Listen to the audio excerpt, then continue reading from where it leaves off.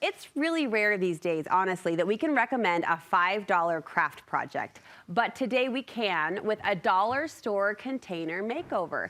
This project takes on the look of a much more expensive knobby vase. The result is a home accessory with interesting visual texture. Michelle Bauer is bringing us her makeover method for knobby faux pottery. It's great to see you. Thanks for having me. What was your creative launching point for this project? Okay, so I was on Instagram and these cute pots kept popping up everywhere. And I was like, where are they from? Where are they from? Figured out they were from Anthropologie. So instead of buying one though, I thought I'm gonna try and make one that looks a little bit similar. We must have similar Instagram feeds, speaking of, because I think I know the vase you're talking about, large scale. Yes. Really expensive. Yes. And you thought, I can do that. I can do it, I'll try. What's our base material that you're working with? Okay, so basically, I tried to find a pot that was similar in shape to the one on Anthropologie. Yes. I knew I needed to make a faux pottery type finish with a little bit of texture.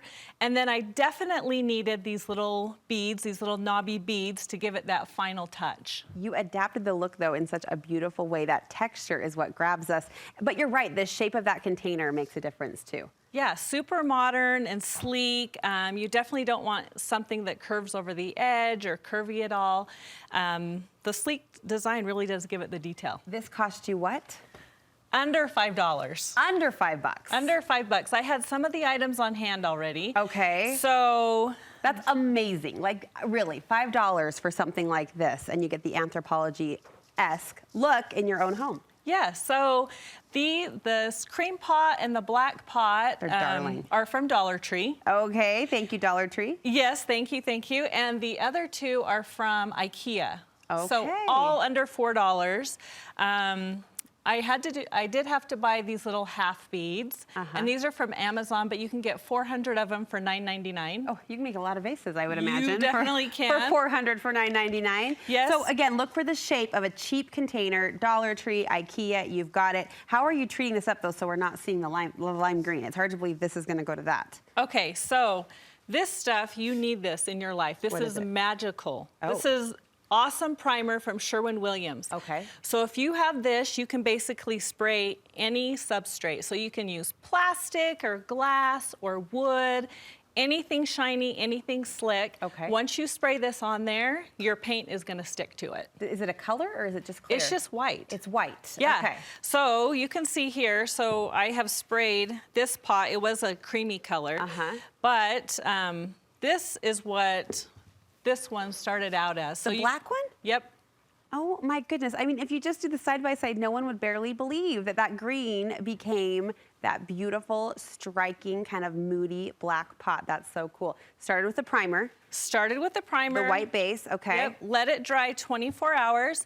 After that, we can go ahead and start adding our little half beads, and that's exactly what they are. They're little wooden beads, but they're cut in half. Was that one of those Amazon searches where you're like, I don't know if this exists, but click, click, click, half beads, and yeah, Amazon I was delivers. like, yeah, exactly. Hilarious. So then what I do is I take E6000. Okay. And the E6000 is awesome because it's waterproof. It's gonna stick really, really well. So basically put a little dabble on there and stick it right on your pot. Now, one little trick that I have is I tried to find a pot that had a horizontal line that went across it. That way, when I put my beads on there, they were straight. Smart. So otherwise, smart of I you. could not line that up. That would have been a harder, like, keep the circumference even. Yeah, I see. I see. So after your E6000 dries, again, I give that about 24 hours to dry. Then we're ready to add the paint to paint. And some of these are closer together, some are farther apart. Does that depend on the size or the scale of your pot? Or I just kind of mixed it up. Whatever. The look you were, whatever you felt like in the moment. I see. Yeah. So after that, we're ready to mix our paint. So what I like to use is just regular house paint because I feel like if you use it outside, it's going to stick a lot better. It's not going to slide off or anything. So I take my house paint, grab some baking soda. That's going to give us the textural finish on our pot that we want, the faux pottery look. And I don't measure anything out. So what I'm going to do is just dump a bunch of baking soda in there. It's so funny, you're using a measuring cup to mix your paint. So just mix it up, and I I can add more if I need to. What I'm looking for here is a grainy type texture. So you'll see it, you'll feel it. You can see it. You can see it. So this is not quite grainy enough yet. So I'm gonna add a little bit more baking soda. It's kind of just personal preference. But you wanna see the granular bumps in your paint. And you're not gonna prime those little half beads. I'm not. No. Nope. Okay. They'll just stick right on there. So I've got this all stirred up. Uh-huh.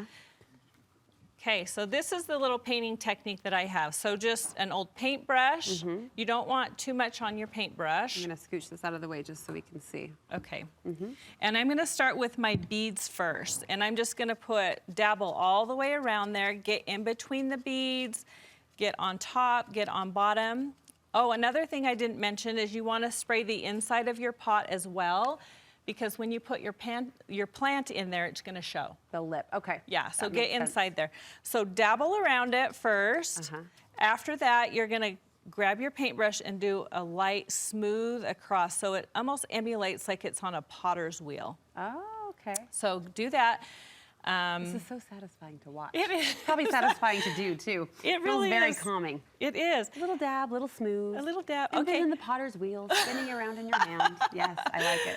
So for the rest of the pot, basically what I do is I just do long strokes along the outside, Okay. again, to emulate the potter's wheel. I'm sensing you still want some evenness despite the texture or the bumpy finish of the paint, right? You do. Yeah. So after you do your first coat, if you still see primer coming through, you can do another coat. Another coat. Yep. Okay. Yep. And that's it. Just the long, smooth strokes, though. Okay. And then you'll have your beautiful pot. You can see the grains coming through, giving the appearance of that textured, cool pot that's so trendy right now. How did you style these in your home? I have one on my nightstand. I have one in my living room, and I'm going to use the black one outside. Did you do drainage holes or just stick a plant inside with drainage?